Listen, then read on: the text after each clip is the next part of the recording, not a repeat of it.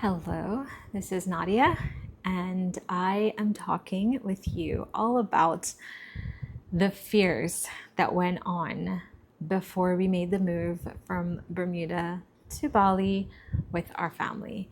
And so, if you've ever experienced anything big, anything life changing, then you will probably understand all of the wave and roller coaster of emotions that we felt before relocating. I, in particular, knew this was something that I just had to do for my quality of life, for my mental health, for my healing journey, for my desire and journey to become a better version and best version of myself. But I was completely scared. I was terrified. There were times when I was like, are we gonna leave our jobs and not have an income? Are we going to leave our family and just, wind up in a disaster situation? Or are we going to get sick? Are we going to, lose our income? Are we going to not make friends? Is our son not going to make friends? Is he going to be othered and discriminated against? Is he, there was just so many things that were going through our little brains, our big brains. They were like probably out to here because they just had so much information in them and so much worry and concern.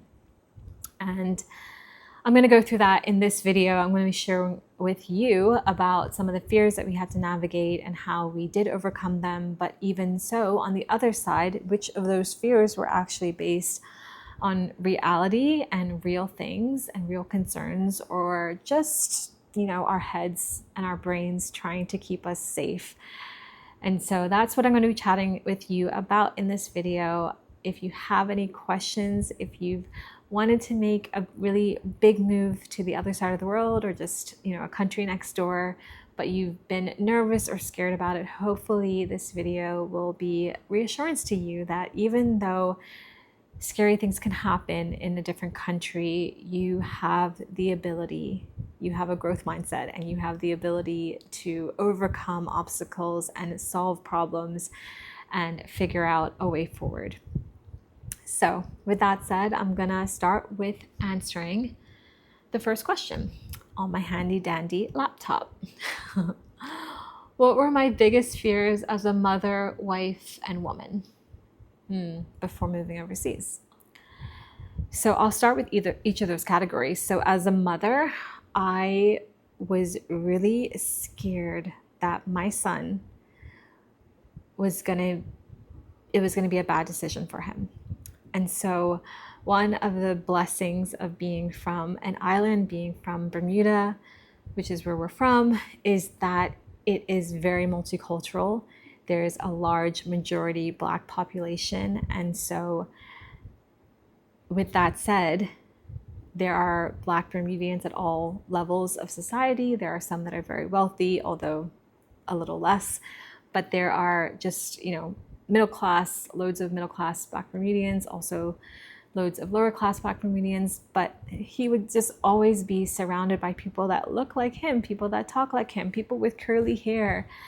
And I was just really, really terrified that we would make the move and he would not find friends, or he would be made fun of, or he would just in his little heart and soul just feel like he doesn't fit in.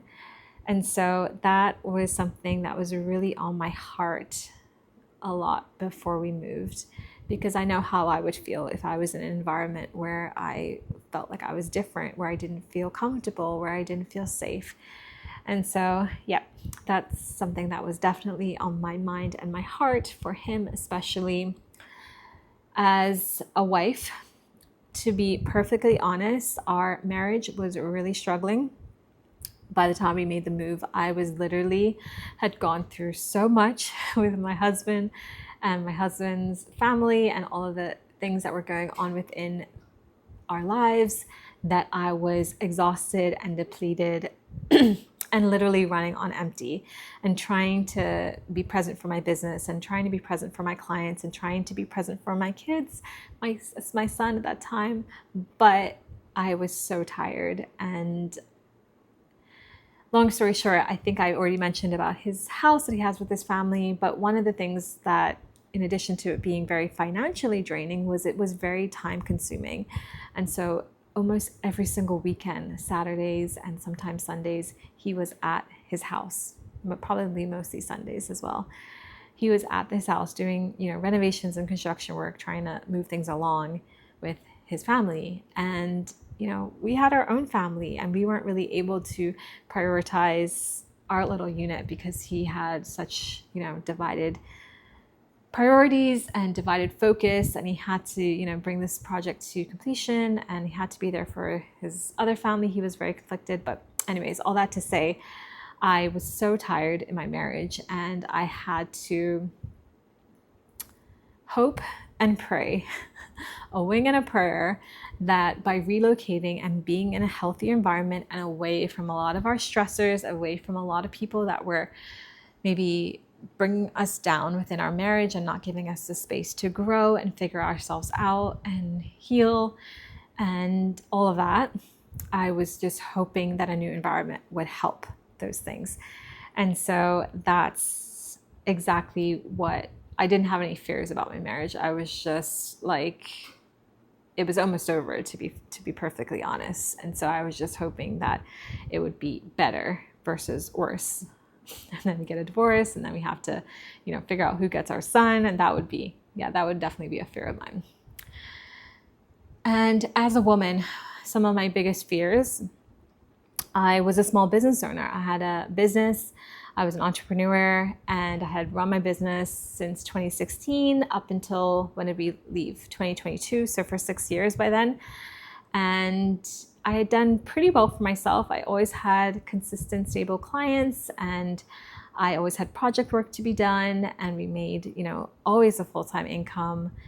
And I wasn't sure how that would translate to being on the other side of the world in a completely different time zone and being completely far removed from my clients, because I think a lot of my work came because I had close relationships with my clients. I had respect for and with my clients. They had respect for me as well.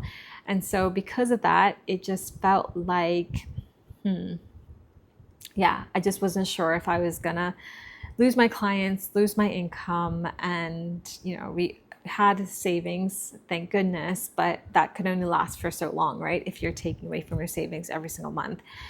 Out here, it's definitely a lower cost of living, but we still have a lot of monthly commitments. We have private school fees because that's the only option for foreigners out here and foreign kids. So yeah, that's just some of the fears that I had about losing my income, praying that my marriage didn't dissolve because that would completely break up our family. And then also just praying that my son would benefit from the move and not be ostracized or, experience like racism and discrimination and that kind of thing. So next question, which fear almost stopped me completely? I would say almost all of them. I remember at one point I was like panicking. I was just imagining the worst case scenario. I was imagining like, what if we get some foreign disease like dengue and, everything goes wrong? What if we get in a plane crash? Like I was literally like, my brain was taking me through the absolute worst case scenarios of death and destruction because I was so scared and I didn't know and I didn't have a sense of surety. And you never can when you make such a big change and nobody on this side of the world. We don't have any friends that were here, not full time, not all the time. And so, yeah, it was just a really scary time, a really big thing. And one of the things I will say is I went through this exercise called fear mapping, and you can look it up on YouTube. It's by a gentleman called Tim Ferriss, and he speaks all about it in a TED Talk.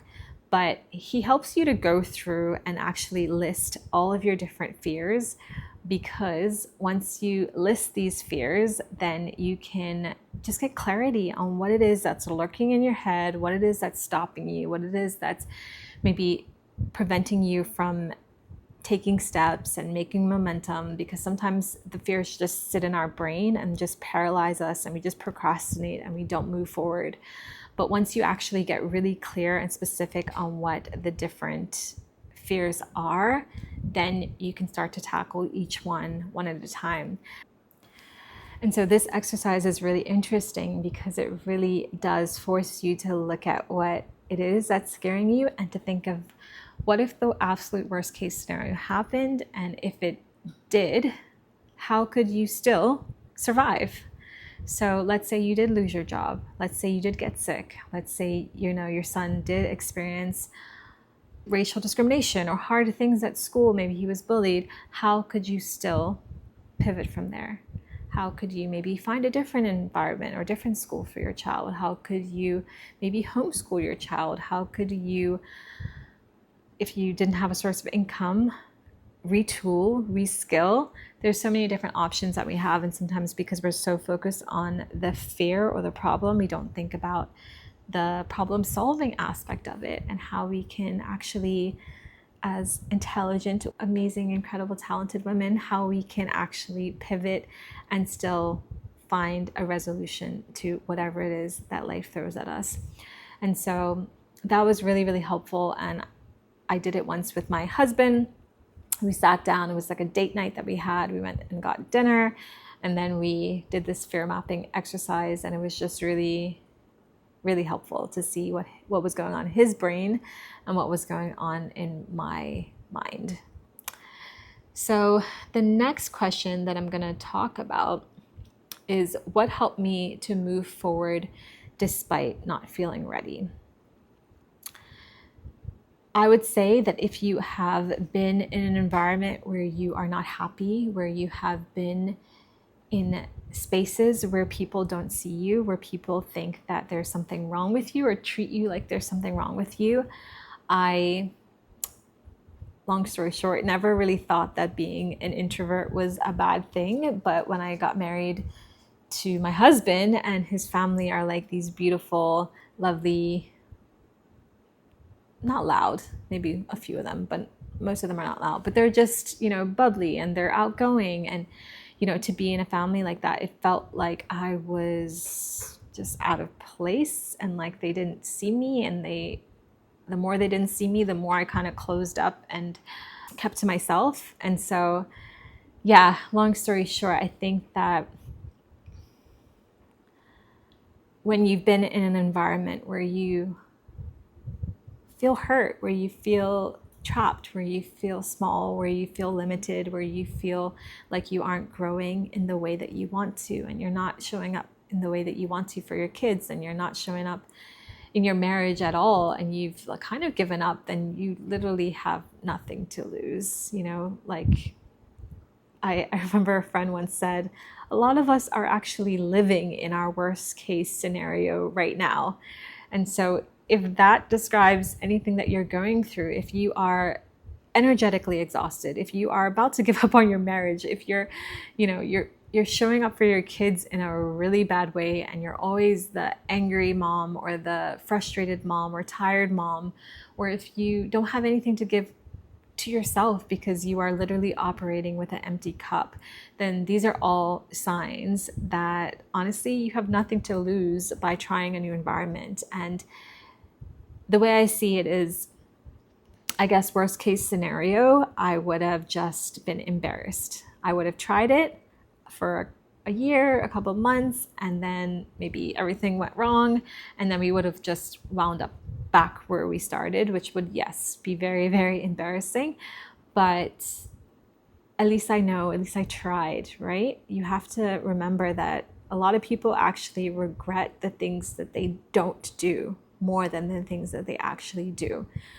And so for us at this stage, we're not sure if this is going to be our home forever. And so, even now we discuss other options for places that would be welcoming to us, places that would be multicultural, places that would be, or just provide a really nice, beautiful quality of life for us and our family. And so these are all things that we have talked about. And I think that if you are someone who is scared of making the move and you feel paralyzed by fear, then just remember that you are probably already living in your worst case scenario. And hopefully you find a place that's even 1 degree better than where you are now. And maybe it won't be better in every single aspect. There are pros and cons about every single part of the world, which we have learned for sure. But if you can find a handful of things that are better, a handful of reasons why you're showing up in a more positive way, if you're more tuned into life, you're more excited by life and waking up, and you have goals and dreams, and you become a different person. I can definitely say hands down that I've become a different person. And the hardest part of last year, they say it was the year of the snake, was that I was literally shedding.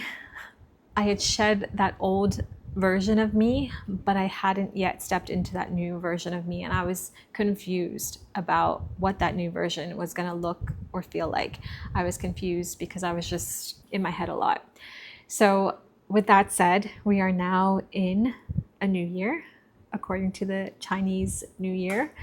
And this year is the fire horse, and it's all about momentum and passion and movement. And I'm really excited to move out of that place of confusion and into a place where I can continue to grow and to figure out what is next for our family.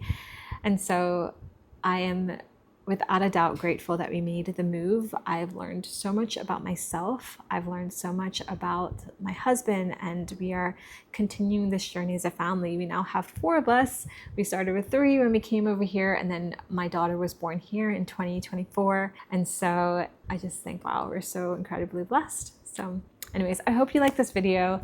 If you have any questions, and if you want to tell me in the comments, what is scaring you the most? What is paralyzing you? What is keeping you stuck? What is keeping you in a state of procrastination where you don't move forward, where you don't keep making the steps and taking the steps toward your dream life and relocating and trying something new?